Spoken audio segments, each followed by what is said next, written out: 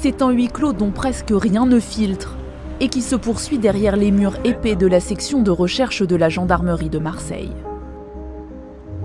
4 membres de la famille du petit Émile, entendus depuis 2 jours par les enquêteurs pour homicide volontaire et recel de cadavres. Ils sont tous dans des pièces séparées, entendus régulièrement par les gendarmes, parfois jusque tard. Les enquêteurs refont visiblement les prémices de l'affaire, un petit peu comme le jour de la reconstitution. Ils demandent à chacun de reconstituer ce qu'il faisait. Les gardés à vue sont l'oncle du petit garçon, sa tante et leurs 2 parents, le grand-père et la grand-mère d'Émile. Une épreuve pour la quinquagénaire selon son avocat. Vous savez, il est évident que pour une grand-mère qui a perdu son petit-fils dans des circonstances aussi dramatiques, être entendue dans le cadre d'une garde à vue sur les circonstances de cette affaire est forcément une épreuve. Néanmoins, il n'aurait échappé à personne que cette famille en a connu d'autres, des preuves, et que celle qui se déroule actuellement pourrait presque paraître dérisoire par rapport à celle-ci. Je n'ai pas d'autres déclarations, je vous remercie. Le grand-père du petit garçon est lui aussi sous le feu des questions des enquêteurs. Face aux très nombreuses caméras, son avocate tient à faire retomber la pression et mettre en avant l'attitude sereine de son client. Il a coopéré hier, est-ce qu'il a répondu aux questions d'enquête? Aucun souci là-dessus, coopération totale. Vous êtes surprise par la prolongation de 24 heures supplémentaires? Elle était tout à fait prévisible. Dans ce genre de dossier, vu la qualification, la prolongation est quasiment de droit. En théorie, les 4 gardés à vue peuvent être entendus jusqu'à ce jeudi matin. Mais ils pourraient aussi être mis en examen, ou même tout simplement relâchés. 4 membres d'une même famille, sous le feu des questions. Leurs faits et gestes lors de la disparition d'Émile, décortiqués. Leur passé aussi, étudié dans les moindres détails.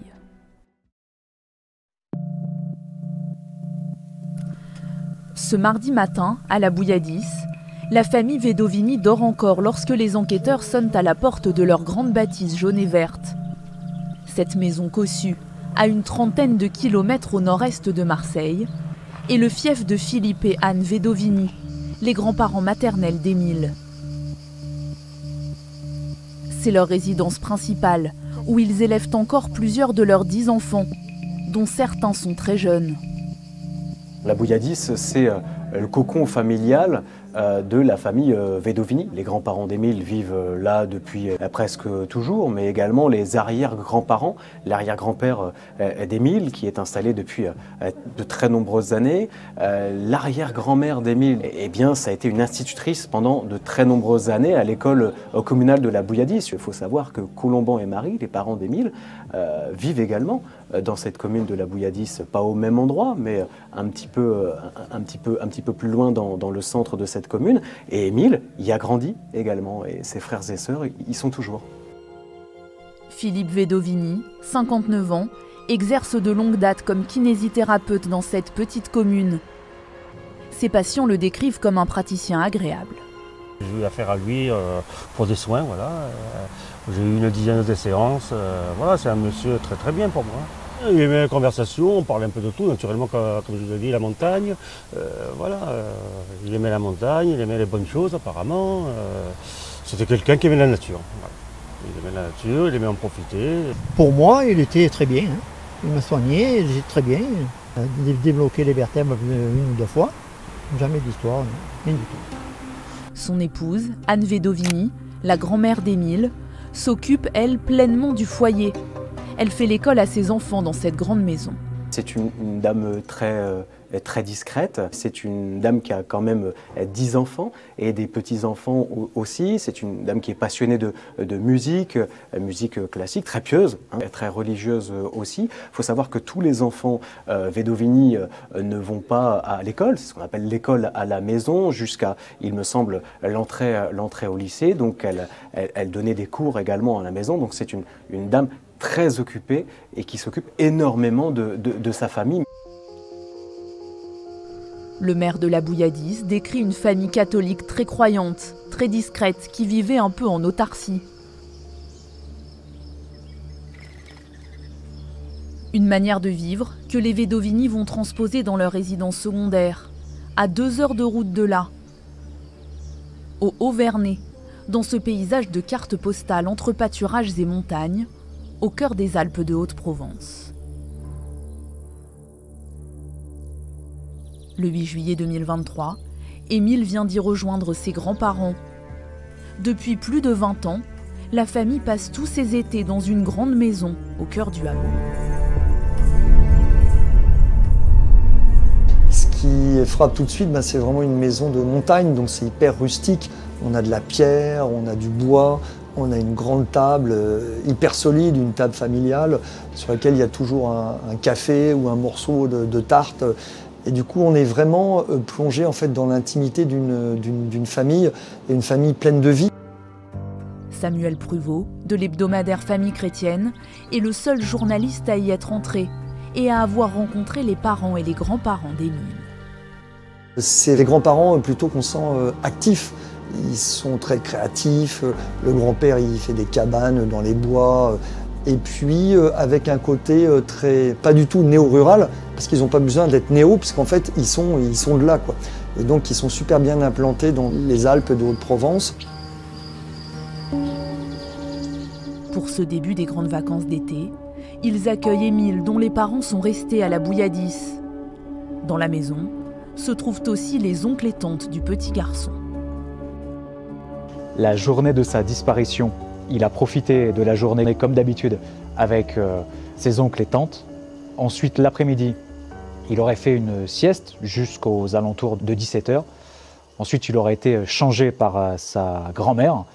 Et peu après 17h, le grand-père, les oncles, les tantes, jeunes, devaient s'en aller pour monter une clôture en bois sur le secteur du Haut-Vernay. Et à 18h environ, la grand-mère du petit garçon va contacter le 17 pour donner l'alerte. Et du coup, elle leur explique que leur petit-fils a disparu, qu'il a échappé à leur surveillance, qu'il porte un short blanc, un t-shirt jaune. Sur place, au Haut-Vernay, la panique s'est emparée de tout un village. Les gendarmes arrivent à 18h40. Les gendarmes vont tout de suite prendre l'appel très au sérieux parce qu'il faut savoir qu'en matière de disparition d'enfants, toute disparition est jugée inquiétante d'emblée. Très rapidement, de gros moyens ont été déployés. Moyens aériens également, avec un hélicoptère qui a été dépêché sur place. Des enquêteurs sillonnent le village et auditionnent 2 témoins qui disent avoir aperçu le petit garçon dans la rue principale. L'un d'entre eux est un adolescent. Ce témoin m'a expliqué qu'il faisait des travaux dans son habitation cet après-midi-là, qu'il avait aperçu le petit garçon. Pour lui, il était entre 16h45 et 17h. Des chiens à l'odorat exceptionnel sont alors déployés dans le hameau pour tenter de retracer le trajet exact qu'aurait pu emprunter le petit garçon. Des Saint-Hubert qui, dès les premiers jours, repèrent la trace de l'enfant sur ce chemin. Ils ont arrêté de marquer ici. Là, ici, au lavoir. Et il semble, celles et ceux qui connaissent le petit et sa famille, que le petit Émile aimait venir ici. Pourquoi? Parce que là, il y a des lapins dans une cage et apparemment, il aimait beaucoup venir voir les lapins. Donc il n'y a rien de surprenant à ce qu'il soit peut-être venu ici, s'il en avait l'habitude, voir les lapins donner à manger aux lapins. Voilà. C'est la dernière trace qu'on a d'Émile a priori. Ouais. A priori, ouais, c'est là, c'est ici.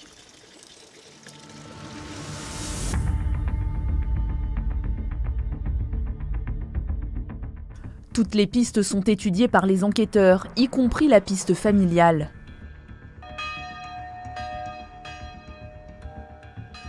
Ils découvrent une famille catholique traditionnaliste et des parents engagés un temps à l'ultra-droite. Marie et Colomban ont fait partie du Bastion social, un mouvement néo-fasciste fondé par des anciens membres de l'Action française, aujourd'hui dissous. On les voit ici sur cette photo, entourés de leurs camarades. Le père d'Émile, qui est alors étudiant-ingénieur, comparé en 2018 devant le tribunal correctionnel d'Aix-en-Provence pour avoir molesté un couple d'origine maghrébine. L'un de ses camarades est condamné. Lui sera relaxé. Colomban a tenu à donner des précisions sur cet épisode de leur vie dans l'hebdomadaire Famille Chrétienne. On a largement commenté notre adhésion à un mouvement où nous avons fait en effet un bref passage avant de le quitter car il ne correspondait pas à nos convictions catholiques, sans jamais y avoir commis quoi que ce soit de répréhensible. Une famille aux valeurs traditionnelles affirmées et perpétuée de génération en génération. Boulard, petit hameau à 12 km du Haut-Vernay. En 1968, les arrière-grands-parents d'Émile achètent avec 3 copains les maisons et l'église du village. Catholiques, utopistes, ils rêvent d'un lieu de vacances où ils vivraient heureux. Mais en 2019, le hameau est la cible d'un incendie intentionnel. Plusieurs mises à feu sont découvertes dans les ruines. La police ne retrouvera jamais l'auteur. Cet incendie aurait-il un lien avec la disparition d'Émile? Impossible de le savoir aujourd'hui. Les gendarmes doivent explorer toutes les pistes. Le petit garçon aurait-il pu être victime d'un accident domestique, d'une correction qui tourne mal? La personnalité des grands-parents est aussi passée au crible. Des voisins décrivent une grand-mère soumise et discrète et un grand-père austère et rigide. Moi, j'ai jamais vu de gestes déplacés. Ça, c'est sûr qu'ils sont rigoureux. Ça, c'est des enfants qui bronchent pas, on voit qu'ils ont été habitués à respecter ce qu'on leur donne, les consignes qu'on leur donne. Bon, point barre.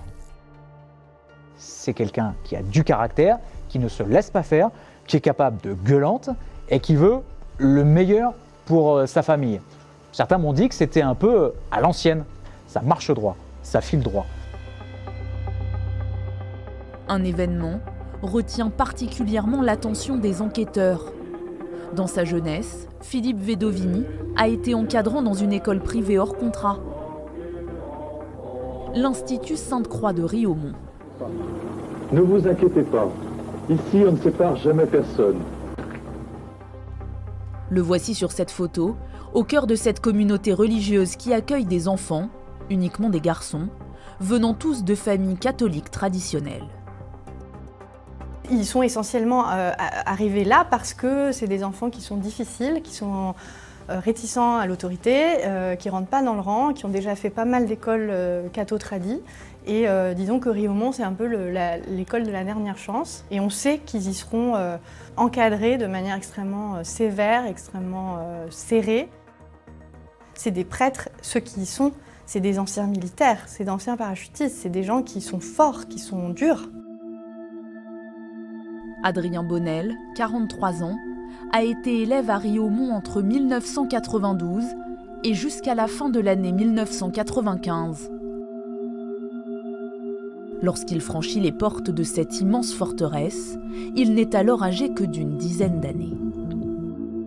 J'étais un enfant qui était turbulent, qui faisait une crise de préado, qui répondait à tout le monde. Ma mère en a parlé au père Argouache, donc le père prieur, et donc m'a proposé de venir. Derrière ces murs, il découvre la discipline poussée à l'extrême, une éducation religieuse stricte et une violence décomplexée. J'ai eu notamment un tympan perforé. Tout ça parce que voilà, il y en a un qui a décidé de donner des coups dans la tronche, pour ainsi dire à coups de pompe. Pareil, les baffes, les gifles. Selon Adrien Bonnel, parmi les religieux à l'origine de ces pratiques, le frère Philippe, le grand-père d'Émile.